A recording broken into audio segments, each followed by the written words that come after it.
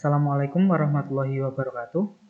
Saya Fatahur Rahman Mubarok, NIM 2020-53083. Pada kali ini saya akan menjelaskan dan juga mempresentasikan tentang sebuah materi, yaitu audit kinerja berbasis elektronik e-audit.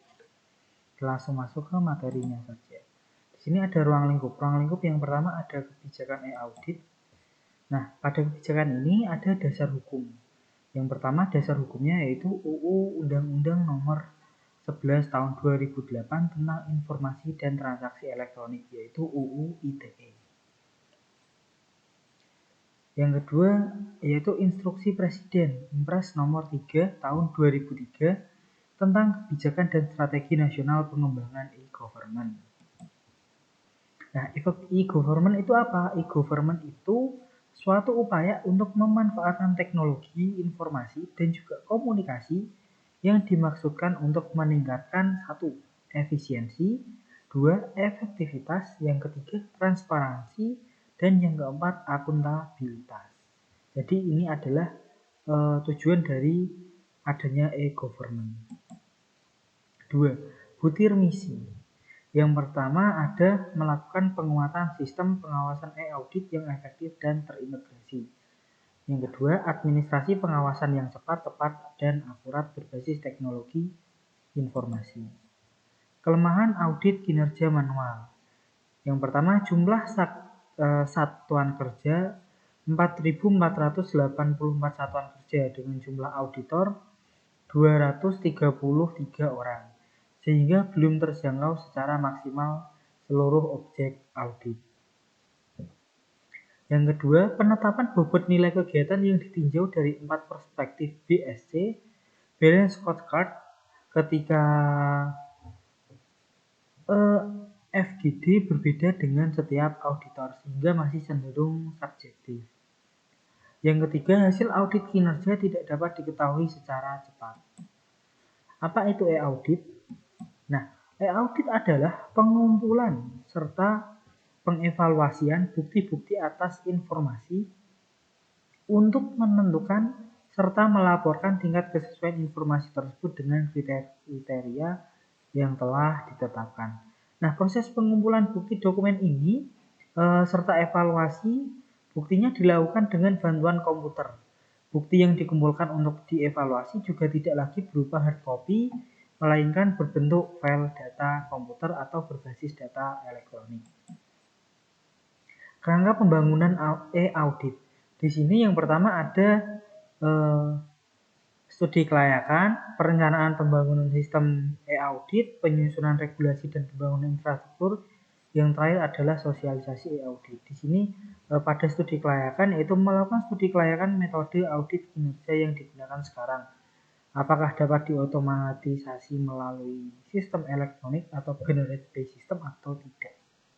Yang kedua, perencanaan pembangunan. Jika bisa diotomatisasi, selanjutnya dilaksanakan kajian dan analisis kebutuhan e-audit yang dituangkan dalam bisnis proses. Dan juga melakukan analisa kebutuhan anggaran. Nah, penyusunan regulasi dan pembangunan infrastruktur ini, jika pada perencanaan ini telah sesuai, maka langsung melakukan standarisasi dokumen kegiatan, menyusun regulasi dan SOP pelaksanaan e-audit, melakukan pengadaan barang dan jasa untuk membangun sistem e-audit baik software maupun hardware, dan yang terakhir setelah ini semua selesai yaitu melakukan sosialisasi e-audit. Nah, untuk melakukan ini akan dilakukan sosialisasi kepada auditor dalam mengunduh dokumen dan menggunakan SIM WAS, melakukan sosialisasi kepada auditi untuk melakukan upload data secara elektronik. Solusi penerapan IMPI dalam pelaksanaan e-audit. Yang pertama, penanggung jawab. Sekjen menunjuk penanggung jawab pengelola IMPA di tingkat eselon 1 pusat. Yang kedua, penganggaran honor. Mengusulkan penganggaran honor pada SBM ke Kementerian Keuangan. Yang ketiga, tugas dan fungsi. Mengusulkan operator IMPA menjadi jabatan fungsional tertentu atau JFU yang tugasnya masuk dalam penilaian SKP atau sasaran kinerja pegawai. Yang keempat, infrastruktur jaringan dan hardware. Pinmas menambahkan pengadaan bandwidth setiap satuan kerja dan keamanan jaringan, HTTPS atau SSL security. Yang kelima, penambahan menu dalam IMPA, ada penambahan menu upload dokumen, pelaporan pertanggungjawaban kegiatan. Nah, ini nantinya terlambat.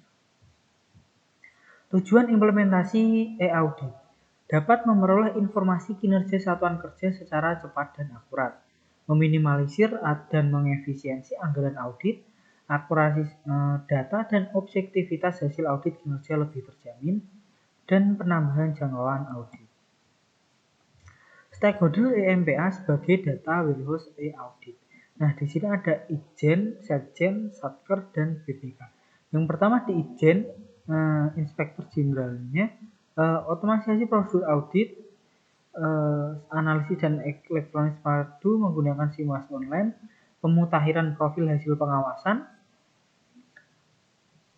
penyediaan data elektronik sebagai bahan audit lebih awal, pengolahan hasil audit dan tindak lanjut terintegrasi. Pada Setjen di sini sumber pengambilan kebijakan perencanaan anggaran, media monitoring penyerapan anggaran, pengelola infrastruktur EMBA, pengelola jaringan kemenang seluruh kanwil. Nah, pada Satker ada penyampaian data digital secara online dan terjadwal, EMBA dan SIMWAS. Pemanfaatan hasil pemeriksaan Ijen dan pemutakhiran status tindak lanjut rekomendasi. Nah, untuk BPK sendiri di sini penyediaan data elektronik sebagai bahan awal untuk audit. Oke, alur e-audit di sini ada Satker, ada data di warehouse, di sini ada Ijen. Nah, ini aplikasi desktopnya, ini analisa. Nah, dokumen-dokumen ini yang terakhir adalah expose. Dokumen-dokumen ini mulai dari auditor ini diunduh. Auditor dokumen di sini, auditor mengunduh dokumen dari MPA dan SIMWAS, lalu dianalisa dan masuk pada aplikasi desktop SIMWAS desktop. Nah, setelah itu pada SIM web online ini akan dimonitoring TLHP oleh Satker dan diunggah dokumennya ke dalam EMPA SIMWAS. Nah, setelah itu pas di sini nanti prosesnya akan kembali ke sini lagi warehouse dan akan diadakan laporan. Nah, laporan ini nantinya juga akan diekspos. Hasil outputnya seperti itu. Bagian relationship e-audit. Di sini ada Aperdin, tim admin e-audit, update KPI, update KKA pendukung. Ini adalah auditnya. Seperti pada panah-panah ini ada proses masuk dan juga proses keluar. Untuk setelah itu di e-audit ini ada e-audit kinerja yang membawa server SIMWAS dan online. Mulai dari upload dokumen kegiatan, desktop aplikasi, TLHP online, dan HUBDIS atau hubungan disiplin online. Nah, dari MPA ini akan melakukan penyerapan anggaran, SP2D, KWT, dan data warehouse.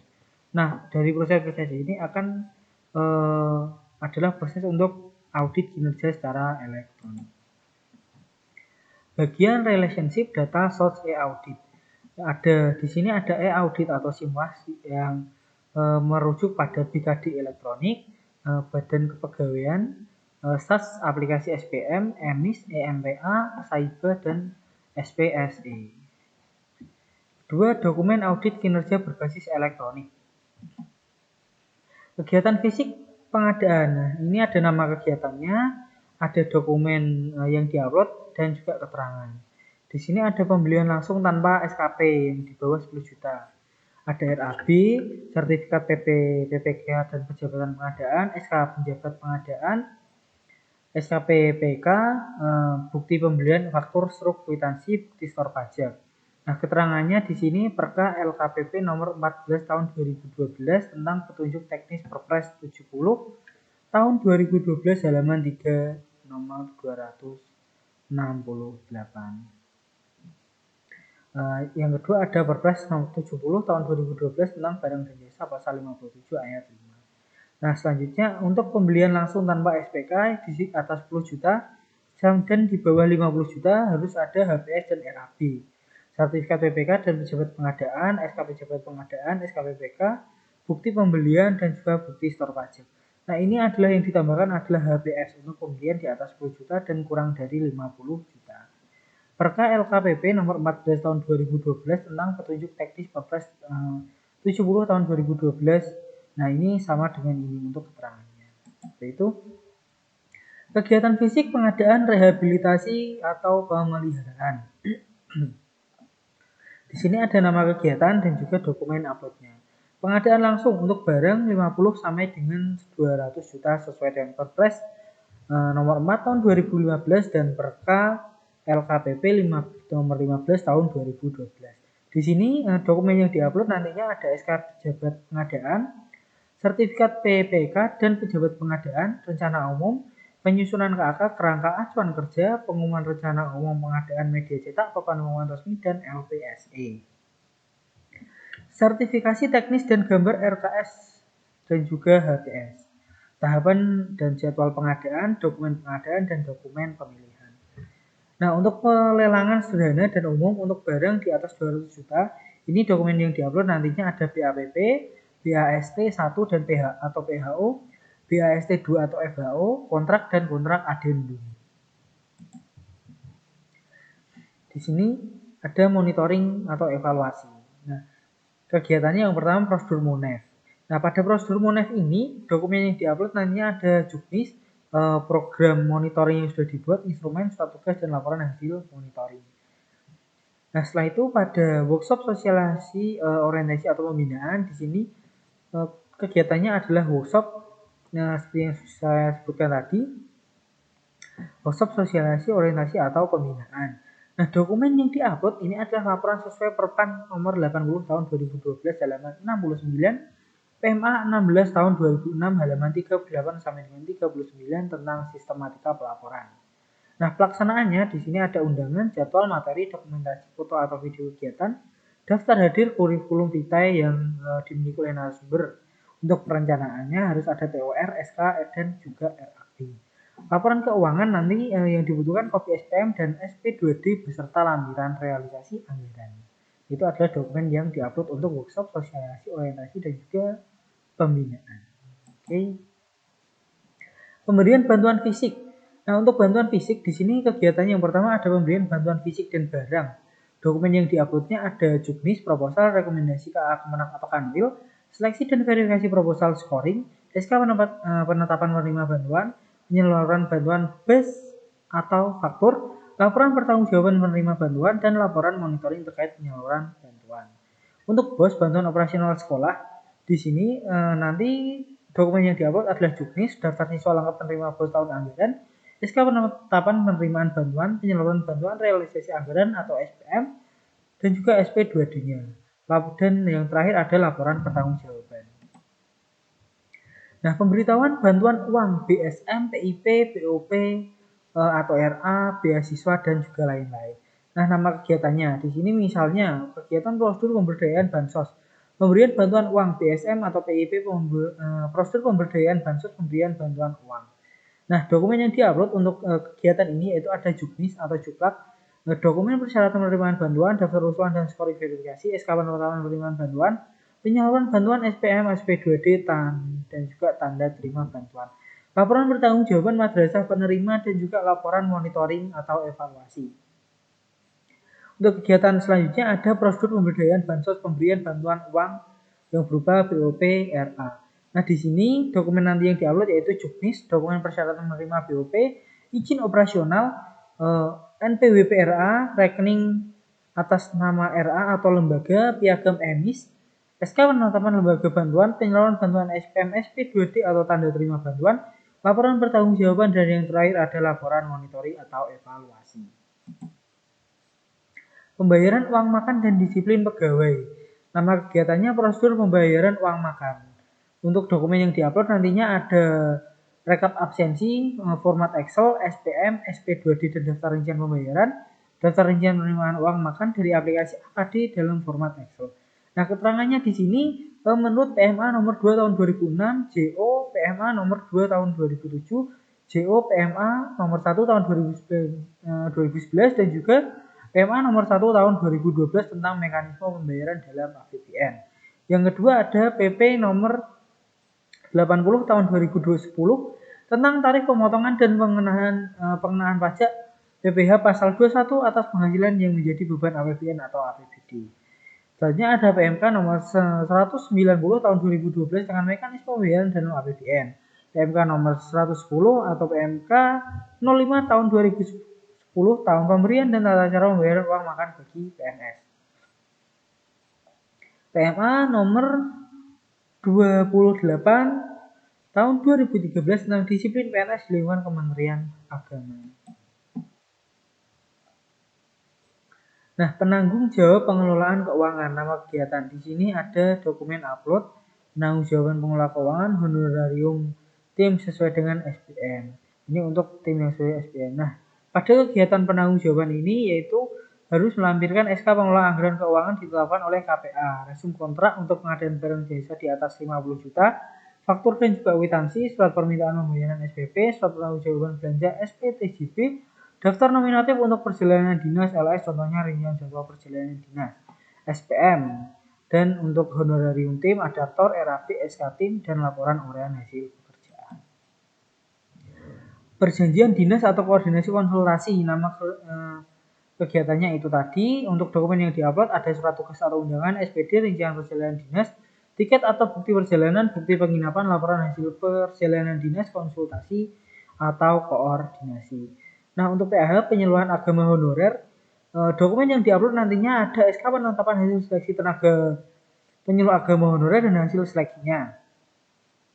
Ada surat usulan pengangkatan tenaga PAH, berita acara hasil verifikasi penetapan penerima PAH, SP2D, SPM, dan daftar nominatif. Untuk keterangannya sendiri di sini berdasarkan KMA nomor 164 tahun 1996 tentang honorarium PAH yang telah diubah dan disempurnakan terakhir dengan KMA nomor 150 tahun 2011, KMA nomor 148 tahun 2014 tentang penetapan honorarium penyuluh agama dan penyuluh agama non PNS. Selanjutnya ada PP nomor 80 tahun 2010 tentang tarif pemotongan dan pengenaan PPh pasal 21 atas penghasilan yang menjadi beban APBN atau APBD. Yang ketiga ada SIMWAS. SIMWAS e-audit. Di sini ini ada aplikasinya, e-audit Inspektorat Jenderal Kementerian Agama Republik Indonesia. Nah, aplikasi ini aplikasi online yang melakukan pengolahan data penguasaan oleh ketua tim dan pengolahan data KPI oleh admin. Untuk aplikasi desktopnya, pengolahan data audit oleh ketua tim, pengelolaan data audit oleh anggota tim. Nah, SIMWAS e-doc. Nah, di sini untuk e-docnya ada auditi melakukan upload dokumen ADK, auditor mengunduh dokumen ADK auditi sebagai bahan teks audit. SIMWAS TLHP online. Nah, ini untuk TLHP-nya auditi melakukan pengecekan saldo temuan dan melakukan tindakan lanjut mengunggah dokumen sesuai dengan rekomendasi auditor. Yang kedua, auditor atau pejabat Itjen melakukan verifikasi tindak lanjut hasil pengawasan oleh auditi, memverifikasi dan juga memberikan status proses atau selesai. 4. Digitalisasi dokumen. Nah, untuk digitalisasi ini adalah proses perubahan dari dokumen tercetak print dokumen menjadi dokumen elektronik atau sering juga disebut dengan proses digitalisasi dokumen. Nah, dokumen mentah, jurnal, proceeding, buku, majelis dan sebagainya diproses dengan sebuah alat bisa berupa scanner, kamera, dan juga file recorder untuk menghasilkan dokumen elektronik. Teknik digitalisasi dokumen ini yang pertama, dokumen capture. Perubahan format dari bentuk asli, books, film, audio ke digital, misal dengan cara di-scan secara manual dengan scanner atau bisa dengan di-foto. Yang kedua ada dokumen manajemen.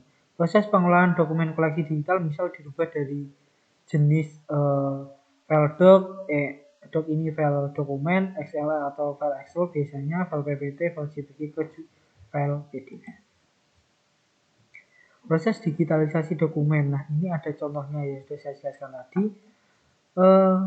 Mulai dari yang kertas ini di-scan bisa dimasukkan ke foldering ini bisa dimasukkan ke dalam box atau folder-folder tertentu. Nah, hasil scan ini nanti juga bisa didigitalisasi untuk melakukan pemudahan pencarian dalam sistem dan bisa juga dimasukkan ke DVD dan dapat dilihat di mana saja. Ini kalau zaman dulu ya, kalau sekarang bisa dimasukkan ke dalam flash disk. Oke.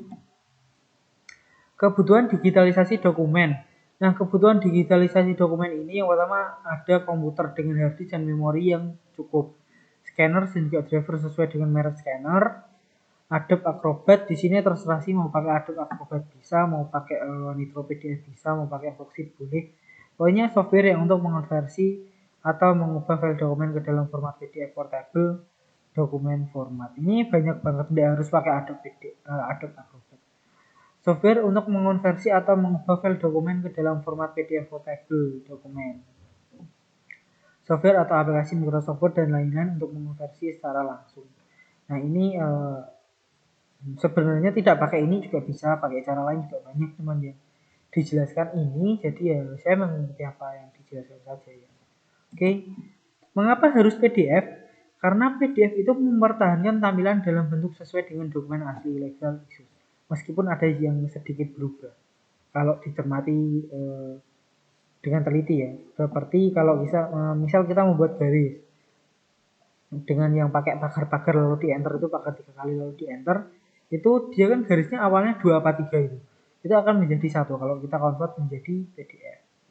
Tapi kalau di scan tidak. Nah, PDF juga memiliki kemampuan temu kembali atau search secara full text. Ini untuk jenis-jenis PDF yang dia di save, bukan yang di scan ya. Kalau yang di scan tidak bisa. Tidak bisa di search maksudnya.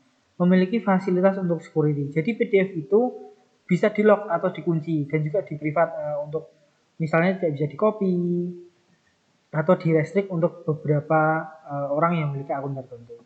Nah, software untuk membaca ini free Adobe Acrobat Reader. Sebenarnya untuk membaca PDF itu bawaan dari Windows itu ada, yaitu Microsoft Edge. Itu malah lebih free dan tidak usah menginstal Adobe Acrobat Reader. Sudah bawaan dari Windows. Langsung tinggal di drag and drop atau klik kanan open with Microsoft Edge. Nanti langsung bisa.